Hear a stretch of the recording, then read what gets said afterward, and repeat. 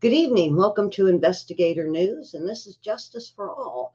And sometimes our kids are the most important things in this world, moreover than anything, in even our lives. Now, I had a few women get a hold of me a couple of years back about CPS and how CPS was taking their kids.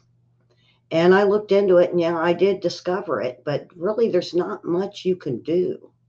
Unless you've got big time lawyers or you get the media attention or maybe even fight it yourselves and get a really good judge that can help you get your kids back.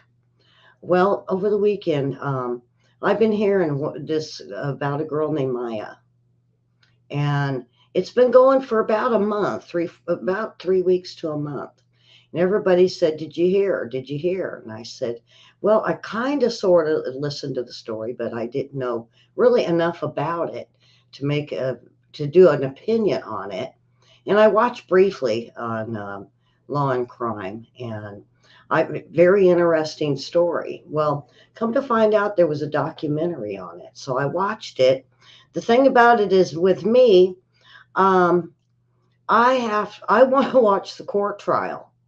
And when I know I was angry at the whole documentary on it, but it made me even more mad when I started watching the trial itself, because there's way more to it.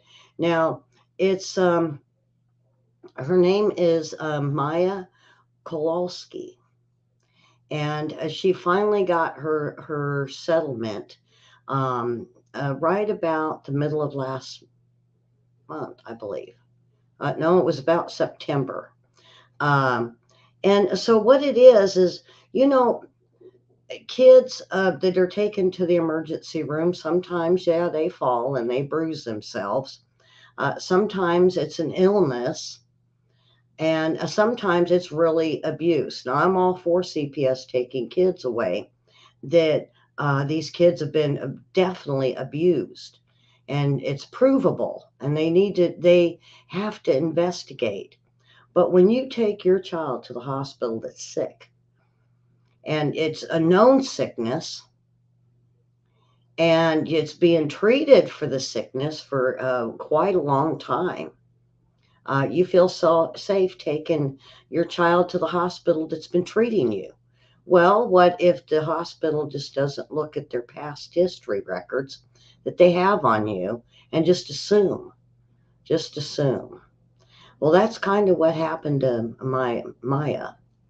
And it was, the whole thing about justice for Maya. Now, there was a Dr. Sally Smith. She was the pediatric emergency room at Johns Hopkins at All Children's Hospital in St. Petersburg, Florida. Now, when I first was watching the documentary, to me it sounded like she was kind of a go-between for the hospital and um, for the CPS. Well, come to find out, I mean, it came out in the court records that no, she is a long 30-year doctor of pediatrics, but she happened to get on um, the board that does with child protection. Now, realize this, folks, with CPS, it's not about 80% of our country, they do it private practice. It's a private business. Private people run it. The other half, the state. Now, I know the state runs ours here. And so I always assumed that that's what was happening all over the country, but that's not the case, because private entities have now starting to take over in the place of the state. And that's even going on with some of our prisons. It has nothing to do with that, though. Um, and I don't want to get sidetracked, but the same way with the prisons, they're all going into private owners. And see, that's what's happening with CPS. Well, when they started doing that, that's when they started having this problem. Now, Maya suffered from a neurological disorder called complex regional pain syndrome, or CRPS. They said she was acutely sensitive to stimuli of all kinds, a disabling pain that radiated through her legs and feet and required use of a wheelchair. Her feet would turn in, and more, and doctor after doctor after doctor, Beata and Jack, her parents, took her to find out what is wrong with her, and numerous trips to the emergency room. So, um, Maya spent 24 hours in an intensive care unit at All Children's, screaming and writhing in pain. A nurse attempted to conduct an ultrasound. Her mother insisted that only Maya could tolerate was the contact as if she received the infusion of ketamine. Now, what I want to tell you about ketamine, this syndrome has been around since 1970s. So it's not a disease that's not known. It's just unknown by some hospitals. Um, uh, we got quite a few in here, so and chat room. So hello to the chat room. You guys are going to like this story, and you guys can even go watch it. It's on YouTube. It's on Netflix. Go watch the documentary about Maya uh, Kol- Kowalski. And um, what the parents ended up doing was they went doctor to doctor, and they finally found one that would treat her with this ketamine and at low doses, and it started working. She started getting better, almost like she was going into a remission. And then, after a long period of time, then the pain and the feet started turning inward and wanting to flip over, started coming back again. So they upped the dose. Well, the doctor said that he had had a treatment where they um, put the patient into a coma. That way, they don't feel the pain. And not only that, it's a 5-day coma with anesthesia and anesthetics. And what it does is it gives the body time to relax.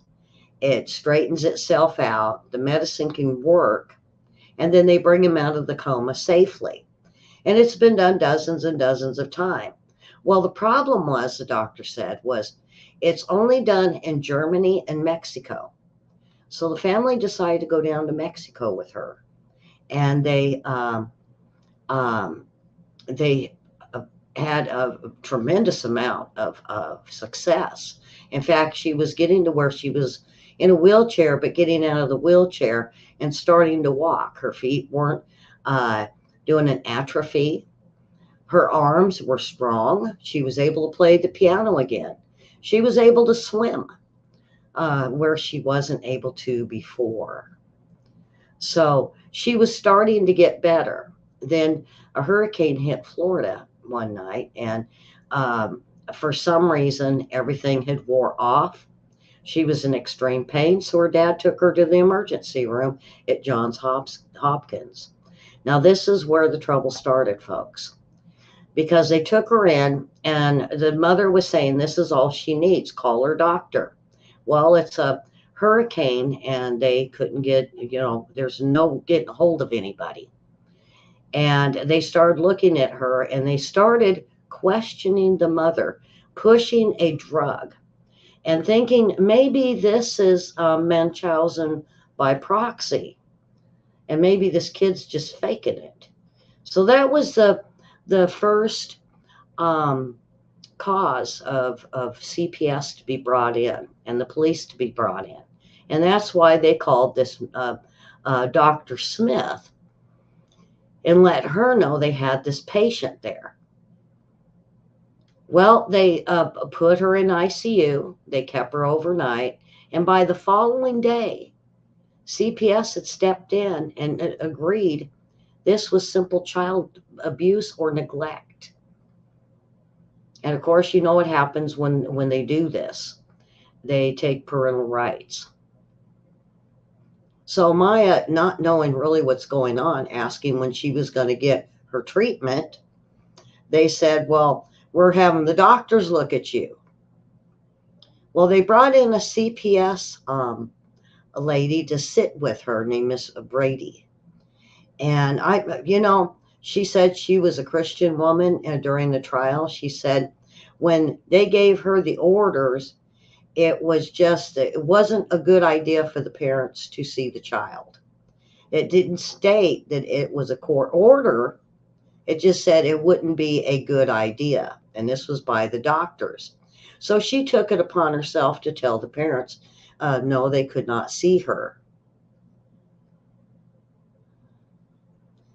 And so now the thing about this, she had been treated at this same hospital, John Hopkins, for almost a year for the same diagnosis this doctor gave her, because this is where he was sending her to get her tests done to make sure this is what she really had. And of course, so they had it on record. And that's according to the court documents or the court or the trial. And they pulled the documents up and showed all it would have taken for the nurse or the physician that night was to look into her history there at the hospital. Now that's easily accessible, and it should have came up, but nobody could answer at the trial why it didn't, or nobody bothered really to look until later on. So Maya being there at the hospital, a week went by, 2 weeks went by, and by then they had a court order that this was Munchausen by proxy by the mother, and that she was not allowed to see their daughter. Why'd you take my daughter? She asked. Well, she was originally from Poland, the mother was, and she's high strung a little bit. She sounds more vicious than what she really was. She was just concerned for her daughter. Now, they let the father go for a certain amount of time before they cut him off too, because they said it was upsetting the child, according to the CPS worker that sat by her side. Then she started that only the father could call and talk to her, but somebody had to be there in the room, and somebody had to listen to the phone calls. And it turned to a month that she was there. It turned into 2 months. It turned into 3 months she was there. And all the while, she got worse and worse. Now, this disease has lesions. Now, according to the hospital, that she didn't have the lesions. Her mother said if she stayed in bed a long period of time, it would be on her back or the insides of her calves. And sometimes behind her arms, or sometimes she would look like she had chickenpox. Well, the hospital claimed she didn't have any. Now, according to the family, she did. Well, so what they did is they sent a nurse in to strip her of all of her clothing, not notifying her parents, not even notifying her own doctor, to say that they were going to take pictures of her in her underwear. This is a 10-year-old little girl. And of course, when the parents seen this, they were horrified and said, why weren't we notified? Well, you're the ones that we're looking at as being in the wrong. And so now the hospital and CPS has charge of your daughter. So this was about a month and a half in, folks. So a month and a half in, then they find out their daughter is being taken away. Nobody contacted her. CPS didn't contact her. The courts didn't contact her. And then they notified her they were going to move her to a rehabilitation center. So here is this family now realizing they're starting to lose their own daughter, and said, we need to have this meeting. that we could talk and we can tell you what's going on. We'll bring her medical records. And so they agreed to it. And CPS says, we'll get this doctor, Dr. Smith, that's a long-time pediatrician, but was on the board working with CPS for the hospital. And they go, and the doctor sent a nice long report of what he had done, of her treatment, how she was getting better, about the coma treatment. And Smith said she would look at it later. And her final report never even mentioned the doctor, never even mentioned the disease, just said it was best the child be taken. This wasn't the first one with Mrs. Smith. They said there was quite a few more, about 4 or 5, that she had done this to. And it was all over children that either had fallen, had an accident, or had a disease that's not really well known. So after 2 months, the parents are still fighting to get to see her.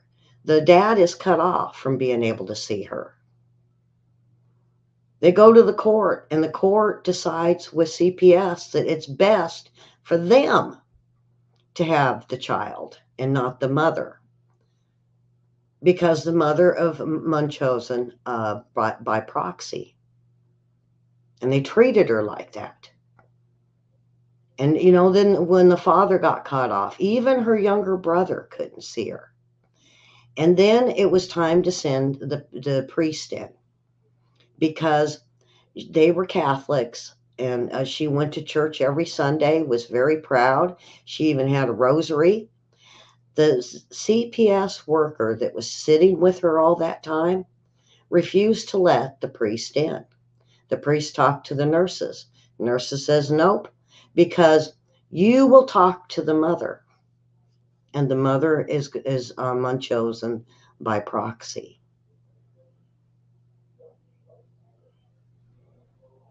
So they finally got another hearing, another court date before the judge.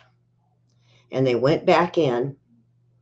And once again, the judge sided with the hospital and with CPS that the child was better off in maybe even a foster home. The mother was crumbled, just crushed, heartbroken, and said, Your Honor, can I at least hug my daughter? And the judge said, looked over at the table with CPS and the doctor. They said no. Well, so now the parents are cut off. The priest is cut off. Little girl's getting worse. So they think she's, now at this point, they think she's faking it. They move her to another room where she's far away from the bathroom to catch her walking and cheating or faking. And she was wetting herself, pooping herself, trying to get to the bathroom. In the meantime, screaming in pain. And then they were talking about her outside her room. Sometimes when she was just laying there with her eyes closed, the Dr. Smith, CPS, and a few nurses would gossip about her, what a little brat she was. Well, when she tried to get that message to her mom, she couldn't. And about a week after the court hearing, where she just wanted that hug, the family comes home and mom's bedroom door shut. And she normally did that when she took her nap. And they kind of went and they knocked and said, you hungry? You need something to drink? And they thought maybe they heard her, but they weren't real sure. And they thought, well, she needed a good rest. Well, the husband slept on the couch that night and woke up the next morning and the door was still shut. He looked in there and she wasn't even in there. So he thought, and the bed was made. So he thought, she's in the kitchen. And next thing he knew, he heard the shriek. They found Beatty, his wife, with his son, hanging in the garage. She killed herself with a note saying, maybe this way, Jack, you can get our daughter back.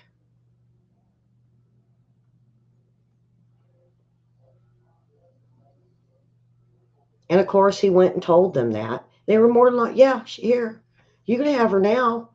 The mother's out of the way. Uh, they had the funeral, and you know what they said? It crushed them. This was more than a family could take. And then, of course, the hospital came up when they talked about, we're going to get some lawyers. They said, oh, by the way, we found out she does have that disease. She does have that disease. We're sorry. Now, at this point, I was ready to throw popcorn at the TV because this is a documentary for those that are in late. It's Maya Kowalski. It's on Netflix. It's on YouTube. You can even watch the trial. Karen, did you watch the trial by chance? So this happened in 2015, 2016. Well, they found a lawyer, the lawyer that was working with them all along. Karen, don't ruin it for everybody. I'll have to put her what Karen said. It was in September, I believe. But the documentary's now just getting out and about. So they got it. They got it, but because of it being John Hopkins, and you have to realize, who are they going to sue? Did they sue the hospital? Did they sue the CPS? Do they sue the state? Do they sue the judge? Well, all of the above. All of the above. And of course, they got the case together, and a delay after delay. And then it was 2017. Then it was 2018. Then it was 2019. Now, it normally takes about 2 to 3 years to get a case into court. So 2019 to me wasn't okay. Well, then 2020 came around and they got a hearing. It got delayed. In 2021, they got in there, and they said really there wasn't a whole bunch of evidence. And so he was going to drop it from the docket, but it was to be rescheduled for 19 months later. Only if their lawyer agreed it wouldn't take very long. They only had so many months that they could do this. So yeah, hurry up and rush the defendants or the family after he lost his wife. And here his daughter is growing up, as a daughter and son growing up without a mother that they knew that was pushed to suicide.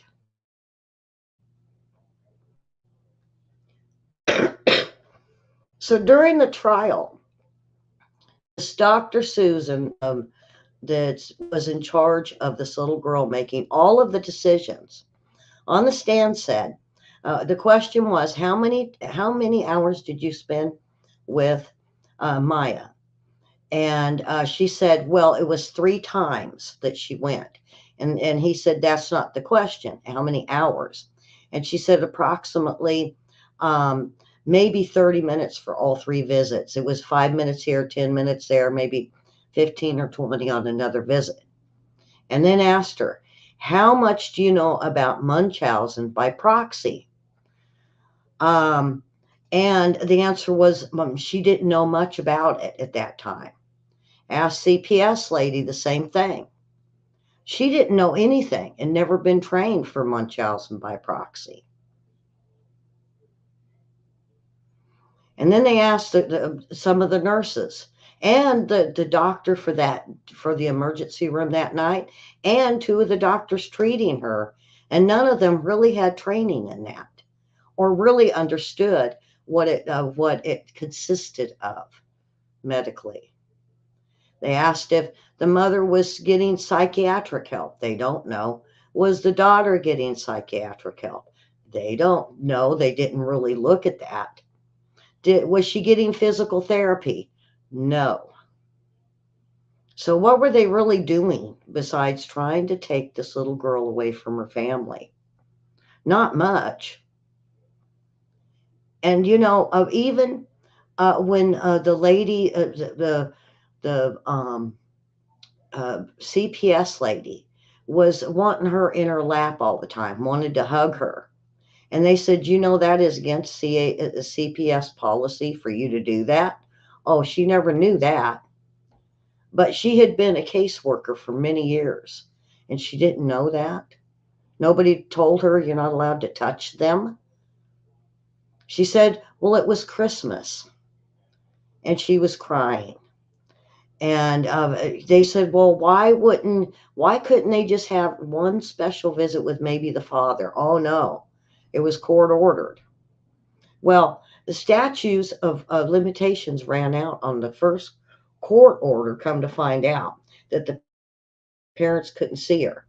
And it lapsed, guess what, for almost 6 months before they realized it and then reinstated it. So the mom could have had her back and could have sued way before all this. And this was almost 2 months into it, or just a little over 2 months. No, Williams says they were not sorry. No, when you look at them talking on the stand, very smug, very they don't it's just another case to them.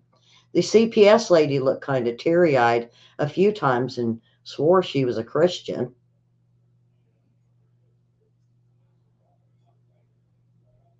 And so the trial went on, and I listened to the doctors, I listened to the nurses. Some nurses were very honest. They said, yeah, they were talking about the mother. Some said, no, they never heard a thing. Some said that they really did think the parents should have been able to see her, that her health might have been better. Some said her health was horrible the whole time she was there, and others said she was just fine. Her own doctor wasn't even allowed to go to see her, the one that was treating her for the disease. He wasn't even allowed to see her. And then even when they couldn't afford him, and he sent in another doctor, they wouldn't even let her see that doctor.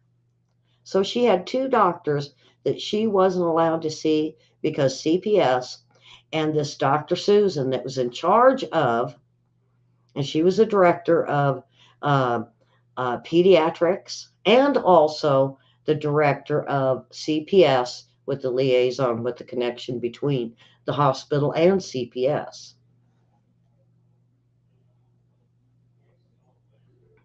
So I'm gonna tell you guys, I'm gonna be the spoil alert like Karen. Go watch the documentary, folks. It's awesome, and it really shows that what CPS has done, and shows that this Maya and her family isn't the only one this has happened to. Hundreds of families have gone through the same thing: a medical illness, even autism, and they lost their children, saying Munchausen by proxy. It's not always that. Sometimes it's an illness. Sometimes it's autism. Sometimes it's a disease that they haven't found yet. And they eventually find it, and then they go, oops, sorry. The jury found the hospital, Susan, Miss Smith, Beatty, or Beatty, I think is her name, the judge, CPS, and John Hopkins accountable for the death of the mother and for the torture of this poor little girl for so many months, when they could have just simply pulled up her medical records. They awarded her $50 million, her and her family. They said it's nice, but talking to all of them, they said, they were glad they won. They were glad justice was served. But there's one thing money can't buy. Mom, Mom. And Jack said, my wife, the mother of my kids. So go watch it. It's a true story. This is very real. And I've been lucky enough to be able to watch the trial, so I could tell you guys about it. Boy, it was long. It was like 10 hour days on some of them, 9 hours, 6 hours, 3 hours. It's taken me a while to be able to watch it. But and then I heard of Glenn Beck and Fox and NBC. Who is this Maya? Why didn't any of them just go look and see and tell the story? Because it's like I said, it's not just Maya. There's hundreds of kids out there that get taken, some every day, away from their parents that are loving parents. That it was maybe just an accident, maybe a disease, maybe something else, but it didn't earn having your daughter taken away or your son. CPS really needs an overhaul, like some of our other uh, government offices, and they should never be privately owned. It needs to go back to the state. The state, so they could regulate it, so that when you do turn them in, something's done. Because many families have turned them in certain states, nothing's ever done. And if they don't have a lawyer and they don't have the money, they lose their kids and they lose their daughter. I want to thank everyone for watching today. Subscribe and hit that like button. And we got William's show coming up. And you see, I got my little Christmas tree up. It's leaning, and we're having light issues. But yeah, that's me. I got the Charlie Brown Christmas tree. It's kind of leaning, but we'll get it fixed. So, folks, you guys have a wonderful Monday. Go watch the documentary if you're interested in this case. And I'm glad I did it. And I hope that we can have something done. And this is a state government thing. So if you hear about it, talk to your governor or your attorney general and have them stop and look at this. Look at what's going on. If your state has CPS that's privately owned. All right, folks, hit that like button and ring my bell. And of course, we'll see William in about 30 minutes. So have a happy Monday and God bless.